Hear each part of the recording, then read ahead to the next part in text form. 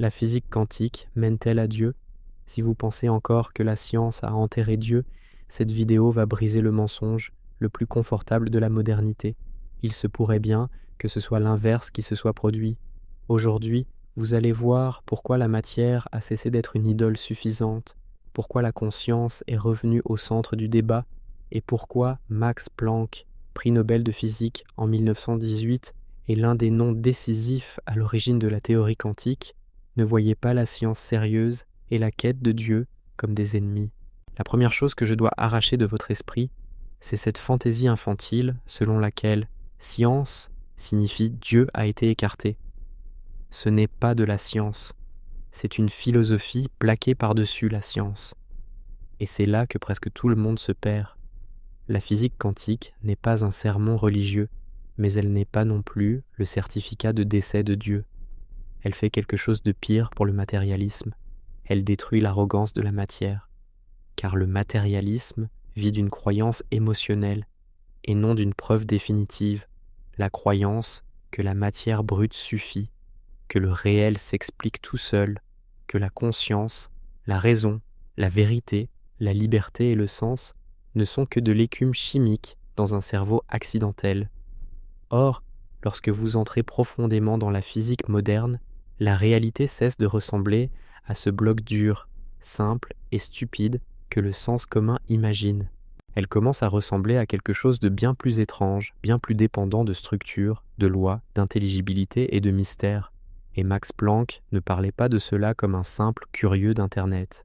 Il parlait en tant qu'homme récompensé par le Nobel pour la découverte des quantas d'énergie, l'une des figures centrales de l'ouverture de cette faille au cœur de l'ancienne vision mécaniste. Et voici le coup qui blesse l'ego.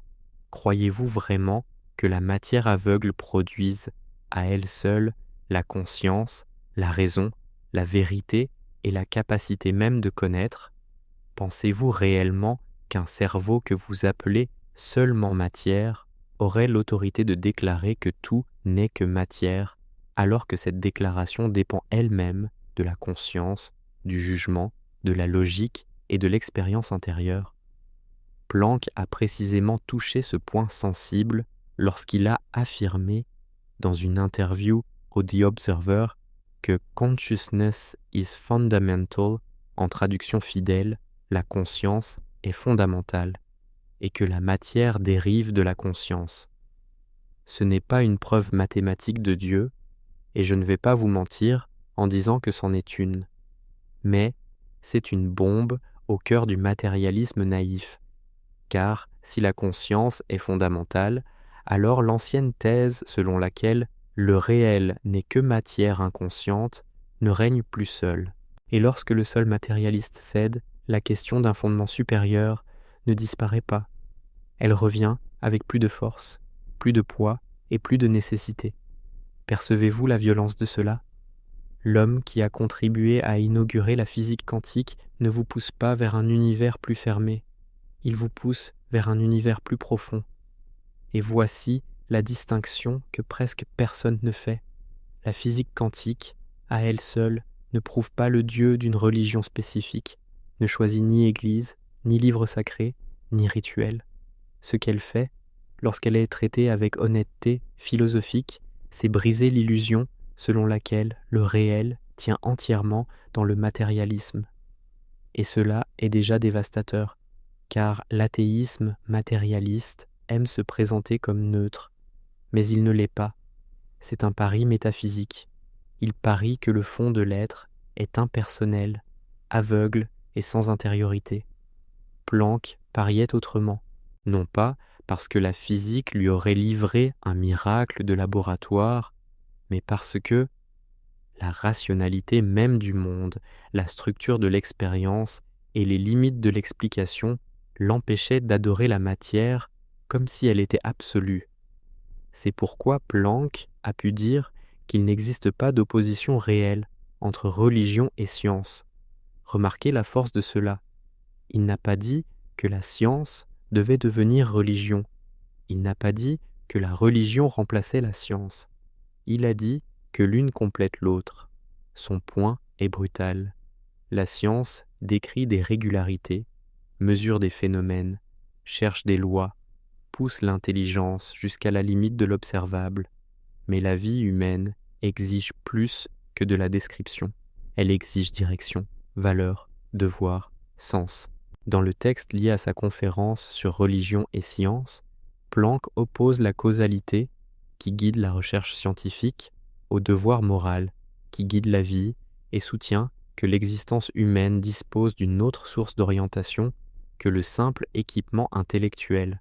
Cela détruit deux illusions à la fois, l'illusion religieuse qui méprise la raison et l'illusion scientiste qui croit que les microscopes résolvent l'angoisse, la culpabilité, la finalité et le bien. Ils ne le font pas. Ils ne l'ont jamais fait. Et vous le savez chaque fois que vous posez la tête sur l'oreiller et réalisez que l'information ne guérit pas le vide. Regardez maintenant l'audace de Planck sur un autre point. Dans la conférence Religion and Natural Science, il affirme que, pour le croyant, Dieu est le point de départ, tandis que pour le scientifique, Dieu est le point d'arrivée de la pensée. C'est une image d'une puissance saisissante, car elle renverse la caricature moderne. Le cliché dit « Plus vous étudiez, plus vous vous éloignez de Dieu ». Planck répond presque l'inverse. L'investigation sérieuse du monde ne tue pas le mystère suprême, elle y conduit comme vers un but, un horizon, un sommet de la pensée. Et avant que quelqu'un ne déforme cela, notez bien. Cela ne signifie pas que toute personne qui étudie la physique deviendra théiste. Cela signifie que, dans la vision de Planck, la pratique scientifique elle-même repose sur quelque chose qu'elle ne produit pas seule, la confiance dans l'ordre, dans l'intelligibilité, dans la rationalité du réel. Un univers radicalement absurde, aveugle et dépourvu de fondements rationnels détruit cette confiance à la racine. On ne fait pas de science dans un chaos total. On fait de la science parce que l'on croit que le réel est lisible, et la question que le matérialisme ne parvient pas à clore est simple et dévastatrice. Pourquoi l'est-il ? Et ici, la vidéo touche votre vie, car il ne s'agit pas seulement d'une discussion de laboratoire, c'est un miroir de votre âme. Lorsque vous vivez comme si tout n'était que matière, performance et impulsion, votre existence devient poids, comparaison et peur. Vous pouvez fonctionner, mais vous ne pouvez pas vous reposer, car si tout n'est que mécanisme, alors l'amour est chimie, la beauté est accident, la conscience est une illusion utile, la vérité n'est qu'une stratégie biologique, et votre fin de sens est un défaut du système. Pourtant, quelque chose en vous se révolte contre cela. Et cette révolte n'est pas stupidité, elle est peut-être lucidité. Planck a également averti que la science ne peut pas résoudre le mystère ultime de la nature, précisément parce que nous faisons nous-mêmes partie de ce mystère. C'est immense. La science elle-même, lorsqu'elle est honnête, rencontre une limite. Et cette limite n'est pas un échec. C'est une révélation. C'est le point où l'homme comprend que connaître le réel n'est pas posséder le réel, et que mesurer n'est pas épuiser l'être. Le matérialisme veut que vous traitiez le mystère comme une défaillance provisoire. Planck traite le mystère comme une composante constitutive de notre condition. Et cette honnêteté ouvre un espace pour Dieu sans tuer l'intelligence.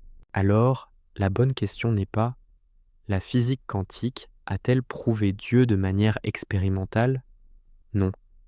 Et quiconque affirme cela de manière simpliste vend du vent. La bonne question est autre, bien plus sérieuse et bien plus dangereuse. Après la rupture provoquée par la physique moderne, est-il encore intellectuellement honnête de continuer à parler comme si la matière était le fondement ultime, auto-explicatif et suffisant de tout? C'est ici que beaucoup fuient, car il est plus facile de se moquer de Dieu que d'affronter le vide qui s'ouvre lorsque la matière elle-même cesse de sembler absolue. Il est plus facile de répéter des slogans que de faire face au fait que la conscience demeure un scandale philosophique, que la rationalité de l'univers reste stupéfiante et que la science, loin d'abolir, toute transcendance, peut approfondir la révérence devant un monde qui ne tient pas entièrement dans ce qui peut être pesé, compté et mesuré. Planck est même allé jusqu'à dire que religion et science mènent un combat commun contre le scepticisme vide, le dogmatisme et la superstition, avec un cri final « On to God ». Vous pouvez contester sa conclusion, mais vous ne pouvez pas prétendre qu'elle vient de l'ignorance scientifique. Elle est née au sein d'un esprit qui a contribué à transformer la physique du XXe siècle. Et je veux que vous fassiez une chose maintenant, sans mysticisme, bon marché. Arrêtez-vous quelques secondes et regardez le fait le plus immédiat de votre existence. Vous êtes conscient. Avant toute théorie, avant toute particule, avant toute opinion héritée, il y a cette présence qui perçoit, juge, souffre, aime, craint, cherche et questionne. Vous ne vivez pas d'abord dans une équation. Vous vivez dans l'expérience consciente du réel. Si la base même de notre contact avec le monde passe par la conscience, alors réduire tout à une matière muette et aveugle n'est pas une humilité scientifique. Cela peut n'être qu'une cécité philosophique recouverte d'un vernis moderne. C'est pourquoi ce thème ne s'épuise pas, car la physique quantique ne ferme pas la porte à Dieu, elle arrache du mur la fausse porte que le matérialisme a peinte et vous oblige à regarder à nouveau l'abîme. Et c'est peut-être cela qui effraie le plus, non pas la possibilité que Dieu n'existe pas, mais la possibilité que l'univers soit suffisamment rationnel, profond et mystérieux pour que la question de Dieu soit aujourd'hui plus inévitable qu'elle ne l'a jamais été. Et si cela est vrai, alors le problème n'a jamais été que Dieu ne rentre pas dans la science. Le problème est que l'ancien matérialisme est peut-être trop étroit pour contenir la réalité. Et c'est précisément ici que le terrain commence à céder pour de bon, car la blessure ne réside pas seulement dans le fait que la physique quantique a rendu le monde plus étrange. La blessure réside dans le fait qu'elle est née lorsque la physique classique a échoué face au réel. Le problème du rayonnement du corps noir ne s'accordait pas avec les anciennes lois, et Planck a été poussé à introduire les quanta, c'est-à-dire des quantités discrètes d'énergie, de petites portions qui ne peuvent pas varier n'importe comment, liées à la fréquence par une nouvelle constante de la nature. Cela est d'une importance capitale, car cela signifie que la théorie quantique n'est pas née de la poésie, ni du délire, ni d'un mysticisme bon marché. Elle est née lorsque la matière a cessé d'obéir à l'image simple et continue que le matérialisme vénérait. Planck n'a pas spiritualisé la physique par fantaisie, il a été contraint par l'effet de rompre avec la sécurité de l'ancienne image mécanique du monde. Et lorsque vous comprenez cela, la question devient plus lourde. Si la matière elle-même ne se comporte plus comme ce bloc brut, lisse et auto-explicatif que le sens commun imaginait, pourquoi continuez-vous à la traiter comme si elle était Dieu ? C'est là le point humiliant. Le matérialisme vend une image de sobriété, mais sous cette façade se cache un acte de foi inavoué, la foi que le réel, au bout du compte, se suffit à lui-même sans esprit, sans intériorité, sans fondement supérieur. Or, Planck lui-même a été catégorique en affirmant que les postulats indispensables de toute science véritablement productive ne proviennent pas de la logique pure, mais d'une hypothèse métaphysique, celle qu'il existe un monde extérieur indépendant de nous et que la conscience est ce par quoi nous savons immédiatement que ce monde existe. C'est dévastateur, car cela montre que la science sérieuse ne part pas de rien. Elle commence en s'appuyant sur des présupposés profonds qu'elle utilise sans les produire par pure déduction. C'est pourquoi le coup suivant est encore plus fort. La science n'élimine pas la foi, elle exige une forme de foi. Non pas une foi aveugle, ni superstition, ni crédulité infantile. Ici, la foi signifie une confiance rationnelle dans le fait que le monde est intelligible, qu'il vaut la peine de chercher la vérité, que la réalité n'est pas un délire sans ordre. Planck est allé jusqu'à dire que sur les portes du temple de la science sont inscrits les mots « Ye must have faith ». C'est brutal, car cela démonte la mise en scène du sceptique arrogant qui parle comme si seul le religieux croyait en quelque chose. Non, le scientifique aussi croit, ou plutôt fait confiance, avant de calculer, avant de mesurer, avant de conclure. Il fait confiance au fait qu'il existe un ordre, une cohérence, une structure réelle à découvrir. Sans cela, aucune science ne verrait le jour. Et la question qui détruit le matérialisme de l'intérieur est simple. D'où vient cette confiance en un ordre rationnel de l'être, si le fond de l'être n'est qu'un accident aveugle et dénué de sens? À présent, le point devient encore plus aigu, car Planck ne s'arrête pas à ce fondement invisible de la science. Il va jusqu'à la question de Dieu sans s'excuser. Dans la conférence Religion and Natural Science, il affirme que tant la religion que la science nécessitent la croyance en Dieu, mais de manière différente. Pour le croyant, Dieu est au commencement. Pour le physicien, Dieu est à la fin de toutes les considérations, comme la couronne d'une vision du monde. Comprenez la force de cela. Planck ne dit pas qu'une expérience de laboratoire a capturé Dieu dans un appareil. Il dit quelque chose de plus sérieux. Lorsque la pensée scientifique s'élève jusqu'à la limite de ce qu'elle peut généraliser sur la réalité, elle rencontre la nécessité d'un fondement ultime, d'un ordre suprême, d'un principe qui ne soit pas inférieur à l'univers intelligible lui-même. Ce n'est pas un Dieu des lacunes, c'est Dieu comme fondement de l'intelligibilité, comme sommet de la quête, comme ce sans quoi la confiance même en un ordre universel perd son sol.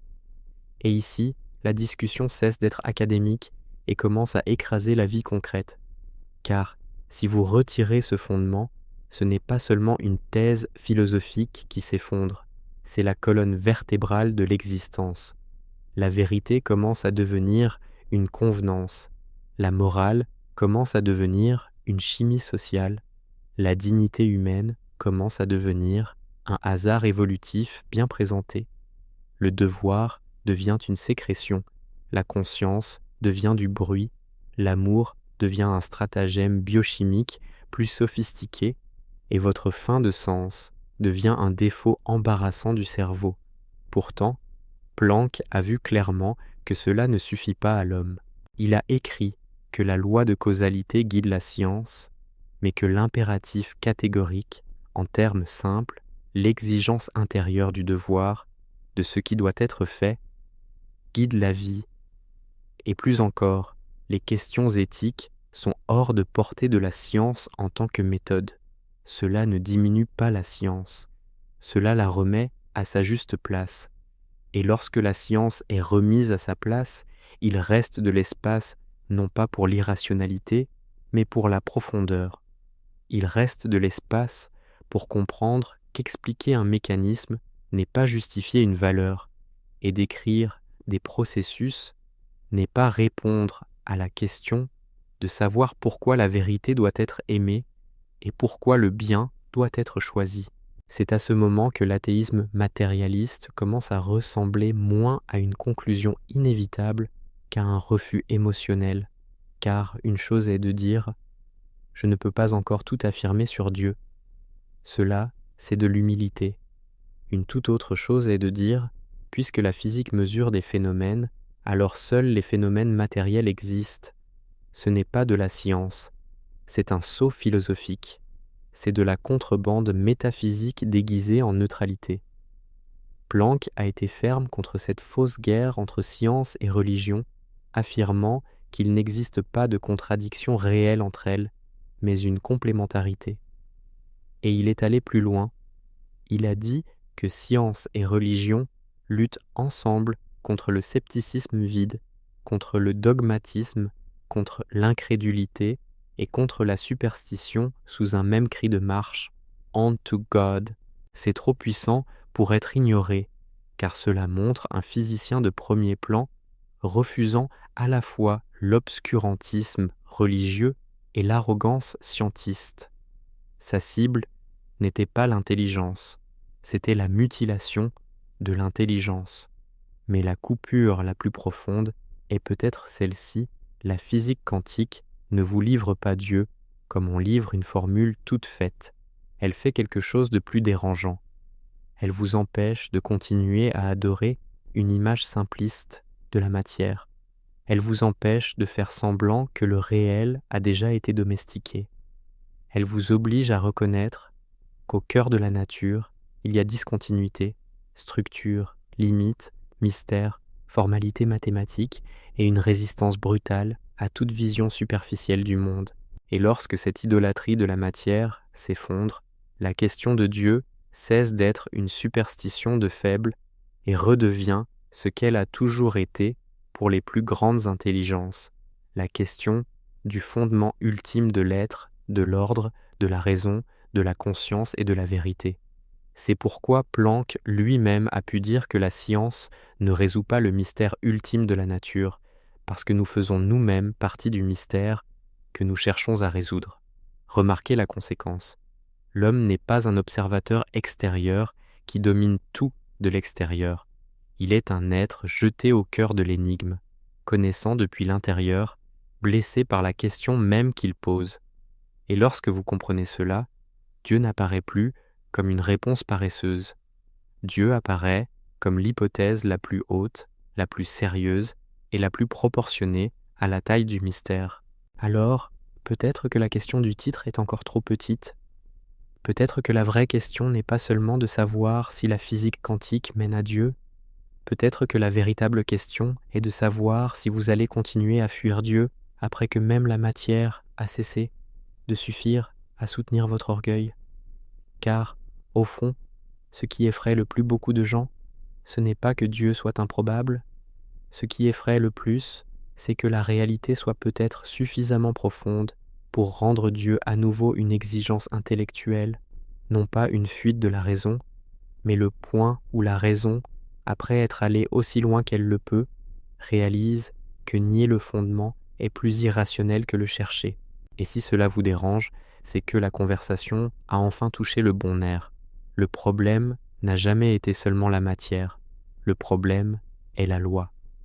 Car personne ne voit la loi avec les yeux. Vous voyez des phénomènes, des changements, des particules, des radiations, des corps, des mouvements. Mais l'ordre qui gouverne tout cela n'est pas une pierre que l'on saisit avec la main. Il est intelligible, mathématique, formel, et c'est l'une des fissures les plus violentes dans le matérialisme superficiel. Le monde n'est pas seulement fait de choses, il est traversé par une structure. Il ne suffit pas que la matière existe, elle existe en obéissant à des relations précises, des constantes, des régularités, des proportions. Et lorsque vous percevez cela, la question devient inévitable. Pourquoi l'univers est-il mathématiquement lisible pour un esprit rationnel ? Pourquoi la réalité accepte-t-elle d'être traduite en langage formel ? Planck a vécu exactement dans cette blessure. Il n'était pas un poète spéculant de l'extérieur, c'était quelqu'un qui a passé toute sa vie à arracher à la nature des relations quantitatives rigoureuses, et c'est précisément pour cela que sa vision n'a jamais été celle d'un chaos brut, mais celle d'un ordre qui ne s'explique pas par des phrases paresseuses. Lorsqu'il dit que, pour le physicien, Dieu est à la fin de toutes les considérations, il pointe vers cela, non pas un trou de la science, mais le sommet de l'intelligibilité. C'est ici que vous devez distinguer deux choses que beaucoup confondent volontairement. Le mystère n'est pas l'ignorance. L'ignorance, c'est lorsqu'il manque des données. Le mystère, c'est lorsque, même en connaissant davantage, vous percevez que la profondeur du réel grandit avec la connaissance. L'ignorant pense que le mystère diminue à mesure que la science progresse. Le penseur sérieux perçoit l'inverse. À certains points, la science ne détruit pas le mystère, elle le purifie. Elle enlève la superstition bon marché et laisse un étonnement plus pur, plus dur, plus sérieux.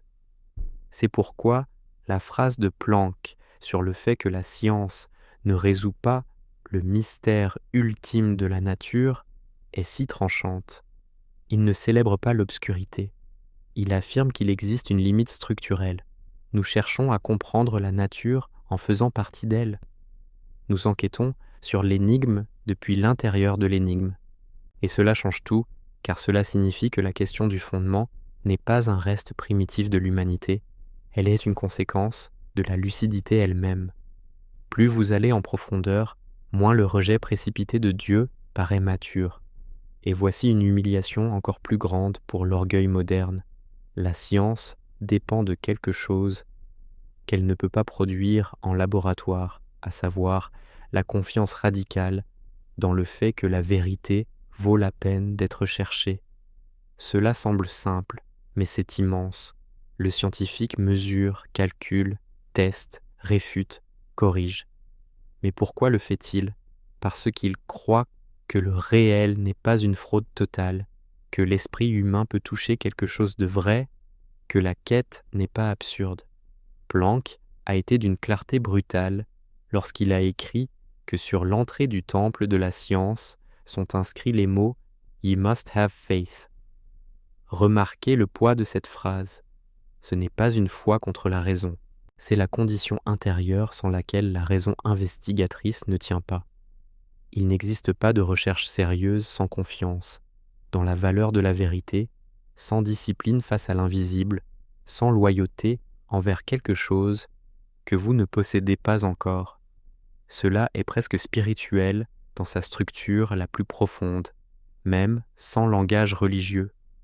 Ce que le scientisme a fait, c'est détourner la science et prétendre qu'elle naît d'un cynisme autosuffisant. Ce n'est pas le cas. Elle naît d'une confiance austère dans l'ordre, l'intelligibilité et la possibilité de connaître. Et c'est à ce point que le matérialisme commence à paraître spirituellement faible, car il veut utiliser la raison, la vérité, la conscience et la valeur comme si c'était des outils réels, tout en essayant de les réduire à des sous-produits aveugles de processus sans finalité. Or, si tout n'est au fond que choc aveugle et réarrangement accidentel, alors votre conviction qu'une proposition est vraie ne vaut pas plus qu'un spasme. Le matérialisme veut préserver le prestige de la vérité tout en détruisant la dignité à la base.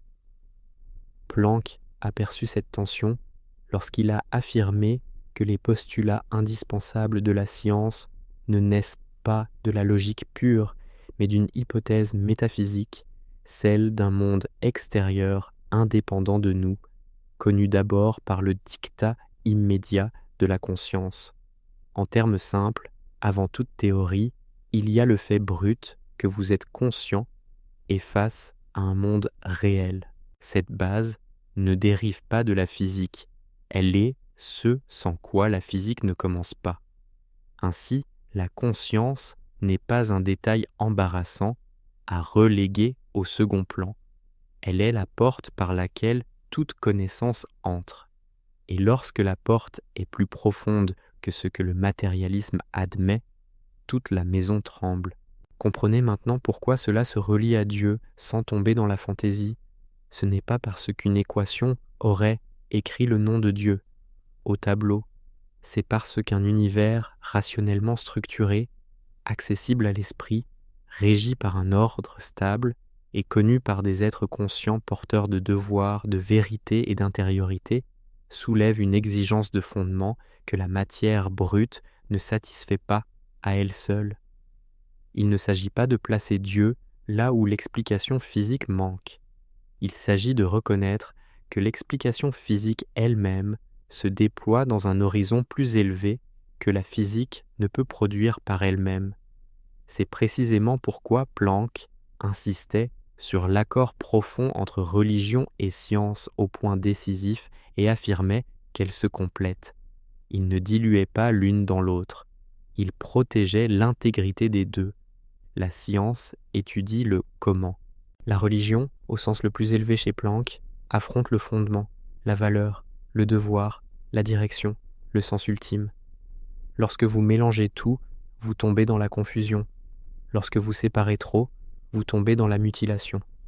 Planck refusait ces deux erreurs. Et c'est peut-être pour cela que tant de gens préfèrent se moquer plutôt que penser, car penser, jusqu'au bout, coûte cher. Si vous acceptez sérieusement que le réel est plus profond que la matière, alors votre vie ne peut plus être vécue comme une consommation nerveuse entre plaisir, distraction et peur. S'il existe un fondement, votre conscience a du poids. Si la vérité n'est pas une illusion utile, alors mentir contre le réel vous déforme intérieurement. Si l'ordre de l'univers n'est pas un accident vide, alors votre existence cesse d'être un épisode jetable sans axe. C'est ici que la question de Dieu quitte la physique pour entrer dans le sang. Car ce qui est en jeu n'est pas seulement une opinion cosmologique. Il s'agit de savoir si vous vivez dans un univers indifférent, où tout n'est que processus, ou dans un univers dont la structure pointe déjà vers quelque chose de plus grand que le processus. Et plus l'esprit tente de fuir cela, plus il découvre qu'il est poursuivi par le simple fait d'exister. Planck n'a pas utilisé la physique pour fabriquer du réconfort. Il a utilisé l'honnêteté intellectuelle pour ne pas réduire le réel à la taille du préjugé matérialiste. Et c'est peut-être précisément cela qui écrase maintenant votre confort, la possibilité que la question de Dieu ne soit pas un retard de l'esprit, mais l'étape suivante d'un esprit qui a enfin cessé de se mentir à lui-même.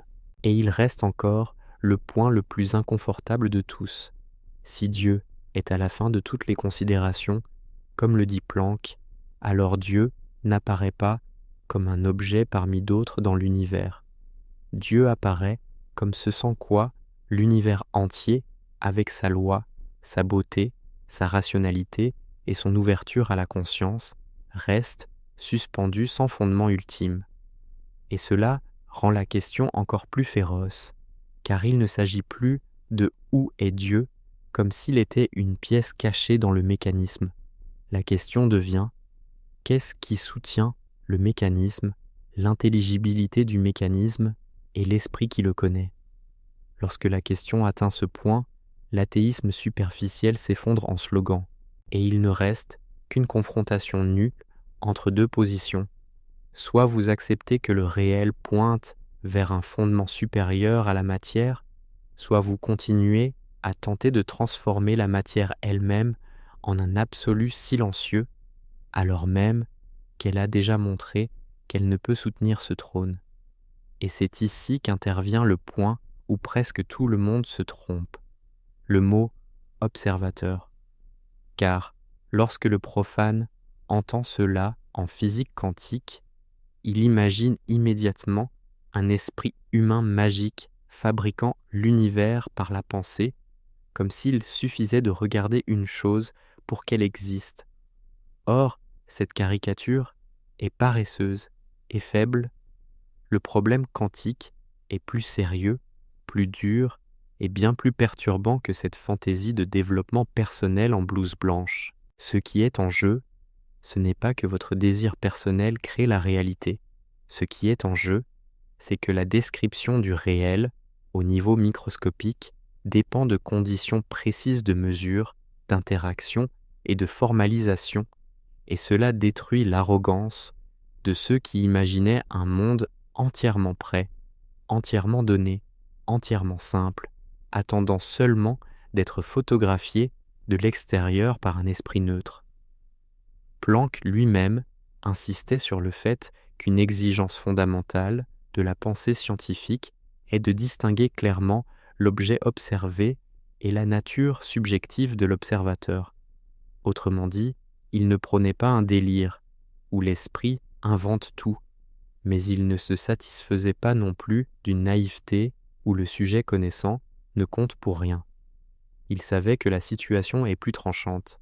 La réalité n'est pas une masse passive face à un spectateur innocent, et la connaissance n'est jamais un acte brut, sans structure, sans médiation et sans intériorité. C'est pourquoi la physique quantique n'autorise pas le charlatanisme, mais elle ne laisse pas non plus le matérialisme indemne.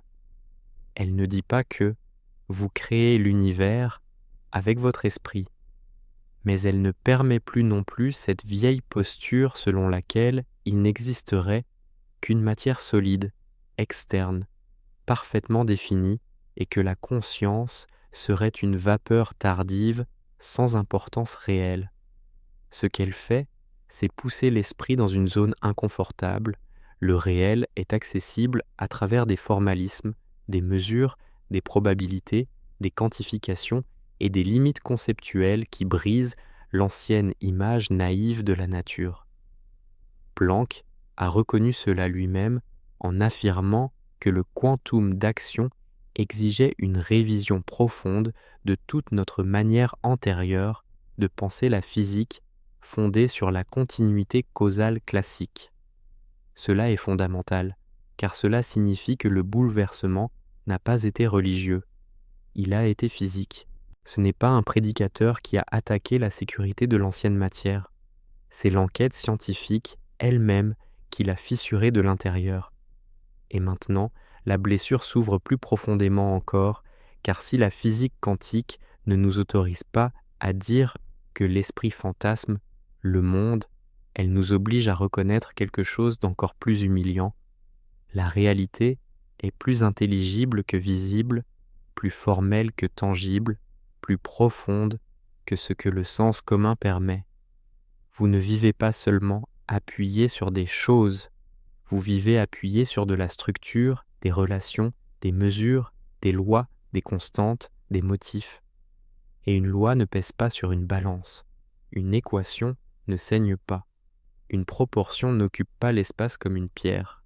Alors, pourquoi l'univers est-il façonné par quelque chose que l'esprit peut lire en langage mathématique? Pourquoi existe-t-il cette correspondance stupéfiante entre le réel et la raison? Le matérialisme vulgaire élude cette question parce qu'elle l'humilie. Il parle de la matière comme si cela suffisait, mais il n'explique pas pourquoi la matière est traversée par un ordre si rigoureux, ni pourquoi un esprit conscient peut, au moins en partie, pénétrer cet ordre. Et c'est précisément à ce point que l'idée de Dieu cesse de paraître un ornement émotionnel et commence à résonner comme une hypothèse proportionnée à l'ampleur du problème. Car si l'univers n'est pas seulement brut, mais rationnellement structuré, alors la question d'un fondement rationnel ultime n'est pas une fuite, c'est une exigence d'honnêteté. Mais la question devient encore plus sérieuse lorsque vous réalisez que la science ne travaille pas seulement avec des faits, elle est mue par la confiance. Confiance que la vérité existe. Confiance que le réel n'est pas un théâtre absurde. Confiance qu'il vaut la peine de souffrir, d'errer, de corriger et de recommencer parce qu'il existe quelque chose d'objectif à atteindre. C'est pourquoi Planck a déclaré que sur les portes du temple de la science est inscrit « You must have faith », il faut avoir la foi. Et il a ajouté que le scientifique ne peut se passer de cette qualité. Voyez la force de cela? Ce n'est pas une invitation à la crédulité, c'est l'aveu que l'enquête scientifique elle-même repose sur un acte intérieur qu'elle ne produit pas par sa méthode. Le laboratoire mesure, les mathématiques organisent, l'expérience teste. Mais la fidélité à la vérité, la discipline de l'esprit, le refus de mentir au réel, tout cela appartient à une couche plus profonde que la simple procédure. Et lorsque vous comprenez cela, le scientisme apparaît pour ce qu'il est réellement, non pas l'apogée de la science, mais sa réduction idéologique. C'est alors que le nom de Dieu réapparaît sans qu'on ait besoin de le forcer. Car si l'univers est intelligible, si l'esprit participe à cette intelligibilité, si la recherche de la vérité exige une confiance antérieure à la méthode, et si la méthode elle-même n'atteint pas le fondement ultime de l'être, alors la question de Dieu n'entre pas comme un bouche-trou. Elle entre comme l'aboutissement philosophique de ce que l'enquête a ouvert, sans pouvoir le refermer seul. Planck formule cela d'une manière presque insupportable pour l'orgueil moderne. Pour la personne religieuse, Dieu est le point de départ. Pour le scientifique, Dieu est le but de toute pensée, la couronne de toute vision du monde généralisé. Cela ne signifie pas que la physique calcule Dieu. Cela signifie que l'ascension de la raison lorsqu'elle n'est pas mutilée par le préjugé matérialiste, tend vers un fondement qui la dépasse sans la détruire. La raison sérieuse, lorsqu'elle va jusqu'au bout, ne se termine pas nécessairement par une négation. Elle peut s'achever en révérence. Et c'est peut-être ici que ce discours touche ce que vous cherchez le plus à éviter. Car la question n'est plus seulement cosmologique ou physique, elle devient personnelle. Si l'univers n'est pas un accident muet, refermé sur lui-même, alors vous non plus. Si la vérité est réelle, votre mensonge a du poids. Si la conscience n'est pas seulement une écume chimique sans valeur, votre intériorité n'est pas un théâtre jetable. Si l'ordre du monde pointe vers quelque chose de plus grand, alors vivre dans la distraction, le cynisme et la fuite n'est pas une liberté, c'est un appauvrissement. Le matérialisme séduit parce qu'il semble soulagé. Il dit « rien n'a de sens ultime, alors détends-toi ».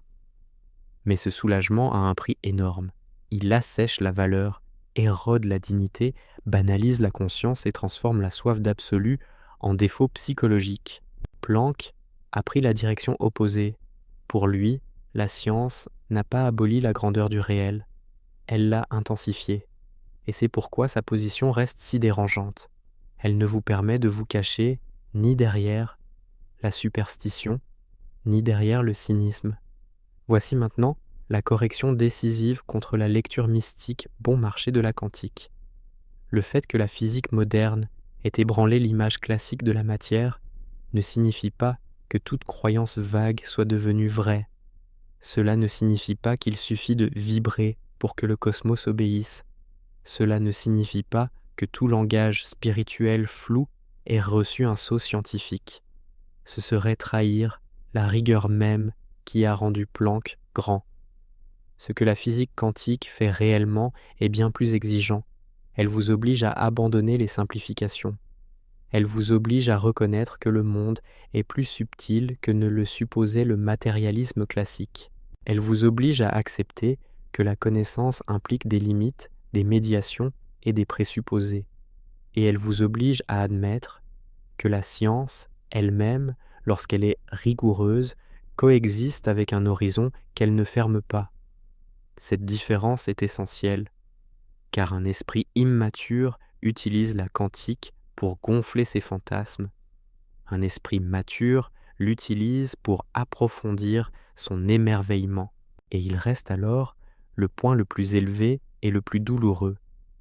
Peut-être que la physique quantique ne mène pas à Dieu au sens simpliste d'une preuve prête à l'emploi, mais elle peut conduire la pensée jusqu'à une frontière où nier Dieu ne paraît plus être de la sobriété, mais une amputation. Car lorsque la matière cesse de paraître autosuffisante, lorsque la conscience ne peut plus être traitée comme un déchet conceptuel, lorsque la loi et les mathématiques révèlent une intelligibilité presque vertigineuse, et lorsque la science elle-même reconnaît qu'elle ne résout pas le mystère ultime de la nature, l'athéisme matérialiste cesse d'être la position évidente. Il devient un choix philosophique particulier, chargé de présupposés et peut-être trop étroit pour la grandeur du réel. Et c'est là que Planck devient si dérangeant pour le monde moderne. Il n'a pas utilisé Dieu pour combler ce qu'il ignorait. Il a refusé de réduire le monde à la mesure de ce qui pouvait être mesuré. C'est cela qui a rendu sa science si sérieuse, et son ouverture à la transcendance si difficile à écarter. Peut-être est-ce pour cela que la question du titre continue de brûler malgré tant de progrès scientifiques, non pas parce que la science a échoué, mais parce qu'elle est allée assez loin pour détruire les réponses superficielles. Et lorsque les réponses superficielles meurent, deux voies apparaissent. Soit vous vous enfermez dans un matérialisme de plus en plus défensif, répétant des slogans pour éviter de regarder l'abîme, soit vous acceptez que l'univers puisse être plus rationnel, plus mystérieux et plus ouvert à un fondement que votre orgueil ne le souhaiterait. À ce point, Dieu n'entre plus comme un réconfort pour ignorants. Il apparaît comme la possibilité la plus élevée face à une réalité qui, même étudiée avec une rigueur extrême, demeure plus grande que nous. Et peut-être qu'à présent vous pouvez voir l'erreur la plus grossière de toutes, exiger que Dieu apparaisse dans un microscope comme s'il n'était qu'un objet de plus dans l'univers. Cela commence déjà mal à la racine, car si Dieu est fondement, il ne peut pas être une simple pièce de la machine. Et c'est ici que l'esprit matérialiste trébuche lourdement. Il ne sait chercher que des choses. Il ne sait chercher que des objets, des événements, des mécanismes, des forces localisables. Mais la question de Dieu n'est pas, en premier lieu, la question d'une chose cachée quelque part dans le cosmos. C'est la question du fondement du cosmos lui-même, de l'ordre du cosmos et de l'intelligibilité du cosmos. Planck a été explicite en parlant de Dieu et de His World Order, son ordre du monde, comme de l'objectif suprême et éternellement inaccessible de la recherche scientifique. C'est extrêmement puissant, car cela déplace toute la discussion. Il ne s'agit pas d'insérer Dieu dans la nature comme s'il était un élément de plus dans l'inventaire de la physique. Il s'agit de se demander ce qui soutient l'existence même d'un ordre universel rationnellement lisible. Et, lorsque la question est posée ainsi, demander une preuve expérimentale de Dieu commence à ressembler à une confusion de catégories, comme vouloir peser la logique sur une balance ou mesurer la dignité avec une règle. C'est pourquoi la constante de Planck est si symbolique, non seulement physiquement, mais aussi philosophiquement, car elle marque une frontière. Elle apparaît au moment où la nature oblige la raison à abandonner la fausse sensation de continuité simple et à accepter que le réel, au fond, résiste à l'image confortable que le sens commun en avait. La découverte du quantum d'action n'a pas été seulement une victoire technique, elle a nité une blessure portée à la prétention humaine selon laquelle la matière serait totalement transparente à notre ancienne manière de penser. Et voyez ce que cela fait à l'orgueil. Plus la science a avancé, moins le monde a ressemblé à une machine évidente. Plus l'homme a pénétré le réel, plus il a perçu que le réel exige une révision des catégories, une humilité conceptuelle et une discipline de la pensée. Cela ne prouve pas Dieu au sens mécanique, mais cela détruit la fantaisie selon laquelle l'univers serait philosophiquement simple.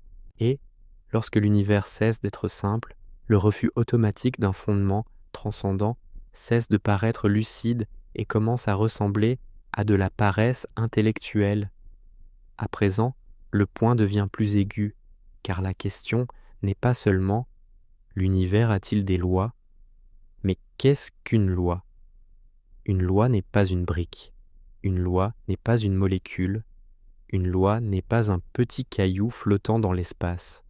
Une loi est une structure rationnelle qui décrit des régularités universelles. Le matérialiste parle sans cesse comme s'il suffisait de dire « matière », mais il dépend constamment de quelque chose qui n'est pas de la matière au sens brut. Forme, relation, nombre, proportion, symétrie, constance, intelligibilité. L'univers n'est pas un amas de choses jetées au hasard. Il est un tissu d'ordre formel. Et cela pèse énormément, car un ordre formel pointe déjà au-delà de l'image grossière de la réalité comme simple masse en mouvement. Le scientifique ne trouve pas seulement des faits, il trouve des faits obéissant à des relations mathématiquement élégantes et étonnamment stables. C'est pourquoi le pas de Planck vers Dieu n'est pas un saut irrationnel. C'est une réponse à l'étonnement de rencontrer un monde qui non seulement existe, mais existe de manière ordonnée, lisible et structurée. Lorsqu'il parle de Dieu comme « the crown of the edifice of every generalized world view », la couronne de l'édifice de toute vision du monde généralisée, il exprime exactement cela. La pensée, lorsqu'elle tente d'embrasser honnêtement le réel, tend vers un sommet, vers un fondement, vers un couronnement que la matière seule n'explique pas. Et ici, entre une autre douleur que beaucoup évitent, la vérité n'est pas un phénomène physique comme un autre. Vous pouvez enregistrer des signaux électriques, cartographier des neurones, mesurer des impulsions, suivre des comportements. Mais la vérité ne se réduit pas à cela. Une proposition n'est pas vraie parce qu'elle a davantage brillé dans le cerveau. Un raisonnement ne devient pas valide parce qu'il a libéré plus de substances chimiques. Percevez-vous l'abîme? Le matérialisme veut utiliser la logique, la cohérence, la validité et la vérité pour se défendre lui-même. Mais ces notions pointent déjà vers une dimension normative, rationnelle et non simplement mécanique. Planck comprenait ce poids lorsqu'il reliait la pratique scientifique à la confiance et à la foi dans l'ordre du réel, et lorsqu'il affirmait que science et religion ne s'excluent pas, mais se conditionnent mutuellement au point décisif. Car, au fond, la science dépend d'une éthique de la vérité, honnêteté face aux faits, autocorrection, discipline intérieure, renoncement à l'auto-illusion. Rien de tout cela n'est un atome, rien de tout cela n'est une particule, tout cela constitue la condition spirituelle et rationnelle de la recherche scientifique elle-même. Le scientisme prétend que la science se suffit à elle-même. Planck montre qu'elle repose sur une structure plus profonde de confiance, de devoir et d'orientation. C'est à ce point que le débat sort complètement de la caricature science contre religion. Car la véritable question n'est pas de savoir si la science remplace Dieu. La véritable question est de savoir si la science, menée jusqu'au bout avec honnêteté, peut être enfermée dans une métaphysique matérialiste étroite. Et la réponse de Planck est essentiellement non. Non pas parce que la science se transforme en sermon, mais parce que le scientifique sérieux rencontre lui-même des limites qui l'empêchent d'absolutiser la méthode. La méthode scientifique est magnifique pour étudier les phénomènes, formuler des lois, tester des hypothèses, organiser des mesures, mais elle ne génère pas à elle seule les conditions de sa propre valeur. Elle ne crée pas ex nihilo l'obligation d'être honnête. Elle ne justifie pas, par elle-même, pourquoi la vérité doit être préférée à la convenance. Elle n'épuise pas la question de savoir pourquoi un univers ordonné existe plutôt que rien.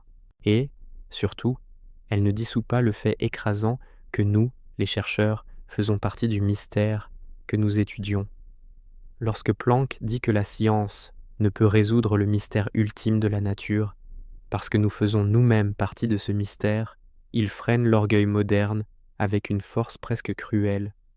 Il rappelle que connaître n'est pas dominer absolument, qu'expliquer n'est pas épuiser, que mesurer n'est pas posséder, et que le mystère de l'être ne se rend pas entièrement à la procédure.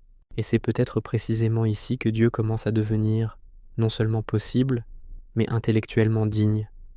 Car s'il existe un monde réel indépendant, si ce monde est ordonné, si cet ordre est rationnellement lisible, si l'esprit humain participe à cette intelligibilité, si la vérité a autorité sur nous, si la science exige une confiance préalable à la méthode, et si la méthode n'épuise pas le fondement ultime de l'être, alors l'hypothèse d'un fondement rationnel suprême cesse de paraître un simple ornement psychologique. Elle commence à apparaître comme la réponse la plus proportionnée à l'architecture du réel, non pas une réponse qui élimine le mystère, mais une réponse qui l'honore sans mutiler la raison. C'est pourquoi la pensée de Planck reste si dérangeante. Il n'utilise pas Dieu pour fuir la science, il refuse d'utiliser la science pour fuir Dieu. Et cette différence est essentielle. L'obscurantisme fuit la raison, le scientisme fuit le fondement. Planck tente de marcher entre ces deux abîmes sans trahir ni l'intégrité de la science, ni la grandeur de la question religieuse. Mais cela ne touche pas encore le point le plus personnel, car si la réalité est fondée sur quelque chose de plus grand que la matière aveugle, alors votre vie ne peut plus être interprétée comme un accident sans colonne vertébrale. Votre conscience cesse d'être un déchet cosmique sophistiqué. Votre soif de vérité cesse d'être une erreur évolutive. Votre intuition morale cesse d'être un simple réflexe chimique socialement utile. Votre douleur cesse d'être un simple bruit. Et votre responsabilité grandit. C'est pourquoi tant de personnes résistent à cette conversation. Non pas parce qu'elle est faible, mais parce qu'elle pèse. Un univers sans fondement semble plus facile à supporter à court terme, car il permet de tout banaliser. Mais, à long terme, il exige le prix de la désintégration intérieure. Un univers avec fondement, lui, vous oblige à vous demander si votre vie est alignée avec la vérité ou déformée contre elle. Et c'est peut-être exactement ce que la question du titre tente de vous arracher depuis le début. Non pas si la physique quantique vous donne un slogan sur Dieu, mais si elle détruit suffisamment de vos fausses sécurités pour que vous recommenciez à prendre Dieu au sérieux. Au fond, la physique quantique ne vous livre peut-être pas Dieu comme une formule prête à l'emploi, mais elle détruit l'arrogance de ceux qui croyaient que la matière suffisait à tout expliquer. Et lorsque même la matière cesse de soutenir son propre trône, la question de Dieu cesse de paraître naïve et redevient l'une des questions les plus sérieuses de l'existence. Si cette vidéo a touché quelque chose de profond en vous, commentez ce qui vous a le plus confronté. Partagez-la avec quelqu'un qui croit encore que science et transcendance sont ennemis. Et abonnez-vous à la chaîne, car ici, la recherche de la vérité ne s'arrête pas à la surface. Elle va jusqu'au point où la pensée tremble. Planck a effectivement soutenu que science et religion ne sont pas des ennemis nécessaires et que, pour le scientifique, Dieu peut apparaître comme le point culminant de la pensée. Et peut-être qu'à présent vous pouvez voir l'erreur la plus grossière de toutes, exiger que Dieu apparaisse dans un microscope comme s'il n'était qu'un objet de plus dans l'univers. Cela commence déjà mal à la racine, car si Dieu est fondement, il ne peut pas être une simple pièce de la machine. Et c'est ici que l'esprit matérialiste trébuche lourdement.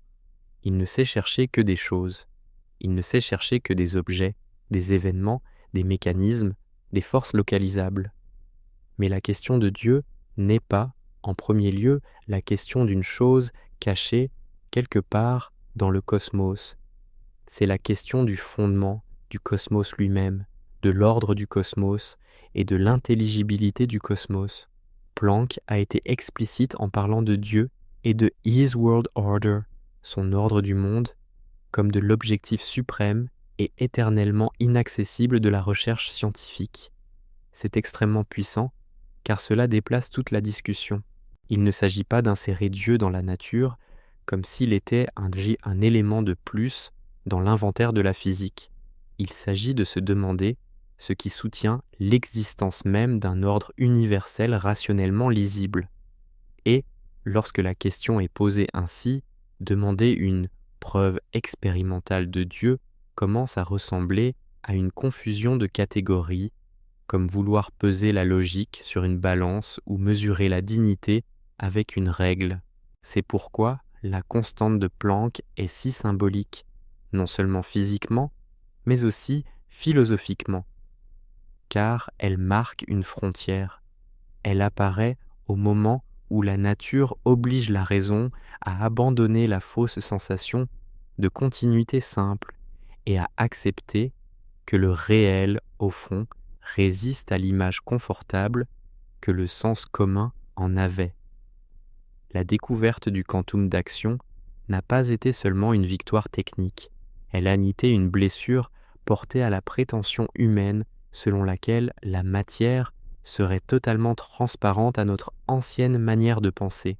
Et voyez ce que cela fait à l'orgueil. Plus la science a avancé, moins le monde a ressemblé à une machine évidente. Plus l'homme a pénétré le réel, plus il a perçu que le réel exige une révision des catégories, une humilité conceptuelle et une discipline de la pensée. Cela ne prouve pas Dieu au sens mécanique, mais cela détruit la fantaisie selon laquelle l'univers serait philosophiquement simple. Et, lorsque l'univers cesse d'être simple, le refus automatique d'un fondement transcendant cesse de paraître lucide et commence à ressembler à de la paresse intellectuelle. À présent, le point devient plus aigu, car la question n'est pas seulement « l'univers a-t-il des lois ?» mais qu'est-ce qu'une loi ? Une loi n'est pas une brique, une loi n'est pas une molécule, une loi n'est pas un petit caillou flottant dans l'espace. Une loi est une structure rationnelle qui décrit des régularités universelles. Le matérialiste parle sans cesse comme s'il suffisait de dire « matière », mais il dépend constamment de quelque chose qui n'est pas de la matière au sens brut. Forme, relation, nombre, proportion, symétrie, constance, intelligibilité. L'univers n'est pas un amas de choses jetées au hasard. Il est un tissu d'ordre formel. Et cela pèse énormément, car un ordre formel pointe déjà au-delà de l'image grossière de la réalité comme simple masse en mouvement.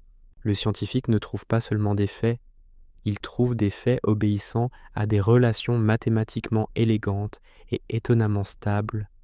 C'est pourquoi le pas de Planck vers Dieu n'est pas un saut irrationnel. C'est une réponse à l'étonnement de rencontrer un monde qui non seulement existe, mais existe de manière ordonnée, lisible et structurée. Lorsqu'il parle de Dieu comme « the crown of the edifice of every generalized world view », la couronne de l'édifice de toute vision du monde généralisée, il exprime exactement cela. La pensée, lorsqu'elle tente d'embrasser honnêtement le réel, tend vers un sommet, vers un fondement, vers un couronnement que la matière seule n'explique pas. Et ici, entre une autre douleur que beaucoup évitent, la vérité n'est pas un phénomène physique comme un autre. Vous pouvez enregistrer des signaux électriques, cartographier des neurones, mesurer des impulsions, suivre des comportements.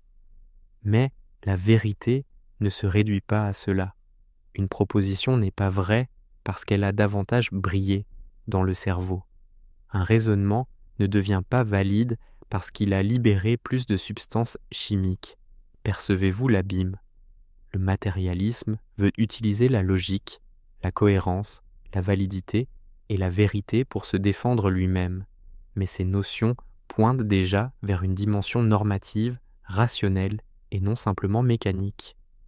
Planck comprenait ce poids lorsqu'il reliait la pratique scientifique à la confiance et à la foi dans l'ordre du réel, et lorsqu'il affirmait que science et religion ne s'excluent pas, mais se conditionnent mutuellement au point décisif, car, au fond, la science dépend d'une éthique de la vérité, honnêteté face aux faits, autocorrection, discipline intérieure, renoncement à l'auto-illusion. Rien de tout cela n'est un atome, rien de tout cela n'est une particule, tout cela constitue la condition spirituelle et rationnelle de la recherche scientifique elle-même. Le scientisme prétend que la science se suffit à elle-même. Planck montre qu'elle repose sur une structure plus profonde de confiance, de devoir et d'orientation. C'est à ce point que le débat sort complètement de la caricature science contre religion. Car la véritable question n'est pas de savoir si la science remplace Dieu. La véritable question est de savoir si la science, menée jusqu'au bout avec honnêteté, peut être enfermée dans une métaphysique matérialiste étroite. Et la réponse de Planck est essentiellement non. Non pas parce que la science se transforme en sermon, mais parce que le scientifique sérieux rencontre lui-même des limites qui l'empêchent d'absolutiser la méthode. La méthode scientifique est magnifique pour étudier les phénomènes, formuler des lois, tester des hypothèses, organiser des mesures, mais elle ne génère pas à elle seule les conditions de sa propre valeur. Elle ne crée pas ex nihilo l'obligation d'être honnête. Elle ne justifie pas, par elle-même, pourquoi la vérité doit être préférée à la convenance. Elle n'épuise pas la question de savoir pourquoi un univers ordonné existe plutôt que rien.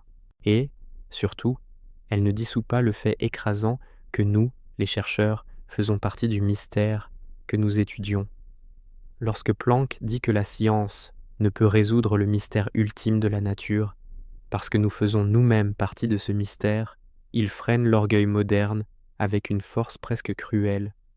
Il rappelle que connaître n'est pas dominer absolument, qu'expliquer n'est pas épuiser, que mesurer n'est pas posséder, et que le mystère de l'être ne se rend pas entièrement à la procédure.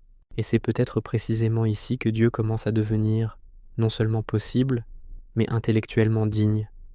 Car s'il existe un monde réel indépendant, si ce monde est ordonné, si cet ordre est rationnellement lisible, si l'esprit humain participe à cette intelligibilité, si la vérité a autorité sur nous, si la science exige une confiance préalable à la méthode, et si la méthode n'épuise pas le fondement ultime de l'être, alors l'hypothèse d'un fondement rationnel suprême cesse de paraître un simple ornement psychologique.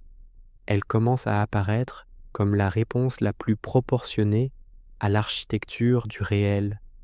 Non pas une réponse qui élimine le mystère, mais une réponse qui l'honore sans mutiler la raison. C'est pourquoi la pensée de Planck reste si dérangeante. Il n'utilise pas Dieu pour fuir la science, il refuse d'utiliser la science pour fuir Dieu. Et cette différence est essentielle. L'obscurantisme fuit la raison, le scientisme fuit le fondement. Planck tente de marcher entre ces deux abîmes sans trahir ni l'intégrité de la science, ni la grandeur de la question religieuse. Mais cela ne touche pas encore le point le plus personnel, car si la réalité est fondée sur quelque chose de plus grand que la matière aveugle, alors votre vie ne peut plus être interprétée comme un accident sans colonne vertébrale. Votre conscience cesse d'être un déchet cosmique sophistiqué. Votre soif de vérité cesse d'être une erreur évolutive. Votre intuition morale cesse d'être un simple réflexe chimique socialement utile. Votre douleur cesse d'être un simple bruit. Et votre responsabilité grandit. C'est pourquoi tant de personnes résistent à cette conversation. Non pas parce qu'elle est faible, mais parce qu'elle pèse. Un univers sans fondement semble plus facile à supporter à court terme, car il permet de tout banaliser. Mais, à long terme, il exige le prix de la désintégration intérieure. Un univers avec fondement, lui, vous oblige à vous demander si votre vie est alignée avec la vérité ou déformée contre elle. Et c'est peut-être exactement ce que la question du titre tente de vous arracher depuis le début. Non pas si la physique quantique vous donne un slogan sur Dieu, mais si elle détruit suffisamment de vos fausses sécurités pour que vous recommenciez à prendre Dieu au sérieux. Au fond, la physique quantique ne vous livre peut-être pas Dieu comme une formule prête à l'emploi, mais elle détruit l'arrogance de ceux qui croyaient que la matière suffisait à tout expliquer. Et lorsque même la matière cesse de soutenir son propre trône, la question de Dieu cesse de paraître naïve et redevient l'une des questions les plus sérieuses de l'existence. Si cette vidéo a touché quelque chose de profond en vous, commentez ce qui vous a le plus confronté, partagez-la avec quelqu'un qui croit encore que science et transcendance sont ennemis, et abonnez-vous à la chaîne, car ici la recherche de la vérité ne s'arrête pas à la surface. Elle va jusqu'au point où la pensée tremble. Planck a effectivement soutenu que science et religion ne sont pas des ennemis nécessaires, et que, pour le scientifique, Dieu peut apparaître comme le point culminant de la pensée